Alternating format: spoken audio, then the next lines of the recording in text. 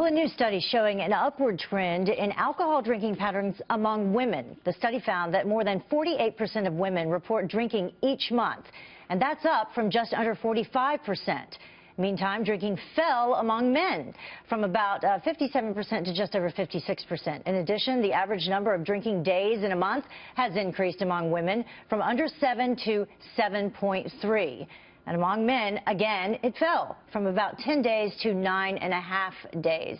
Dr. Nina Radcliffe is an anesthesiologist and private practice physician, and she joins us to talk a little bit more about these rather disturbing numbers if you're a woman. Why are more women, at least according to these numbers, it looks like more women are drinking? Right. The authors of the study were unable to pinpoint an exact cause, but this is concerning because women are more likely to have alcohol-related health issues from drinking than men are.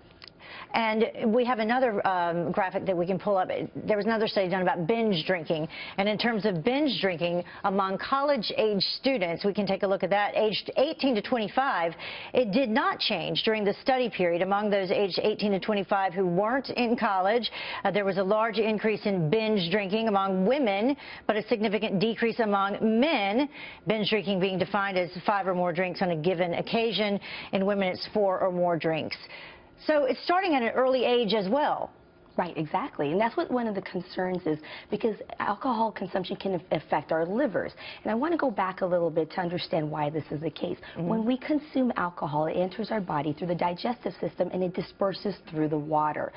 Generally speaking, women weigh less than men do, and pound for pound, we have less water. So when we consume alcohol, our brain, our organs are exposed to more alcohol than men are, and it can be a poison to it. So, for example, our liver, it has to break down more alcohol than a man does, and the toxic compound is called acetaldehyde. It forms as it damages the liver cells, and it can cause scarring and inflammation as well. And then when we look at these studies, speaking of women and their health concerns, starting at an earlier age, then just adds to it, makes it worse. Absolutely. They even said that moderate drinking, 1 drink per day, can increase the risk of breast cancer in a number of women, especially those who are postmenopausal or who have a history of breast cancer in their families. But we always hear different studies. I mean, there are studies that come out that say 1 glass of wine for you is good a day, or 1 a week, and that they help in terms of antioxidants. So how do we know what to listen to when these studies seem to contradict each other? Exactly, and that's the two-faced nature of alcohol, which can create a slippery slope. We hear one thing, like you said, it can be great for our heart, but so can exercise, eating healthy. And I want to point out that these studies are not certain, they're not conclusive, and they do not mean that every person who has some alcohol, it'll be good for their heart. So we have to be very careful about that. So beyond the liver, some other health concerns that are specific to women versus men? In terms, it's for both men and women, but women are more likely to have these health concerns because we weigh less and we have less water in our bodies. But it can affect our brain, it can shrink our brain, it can increase the risk of stroke.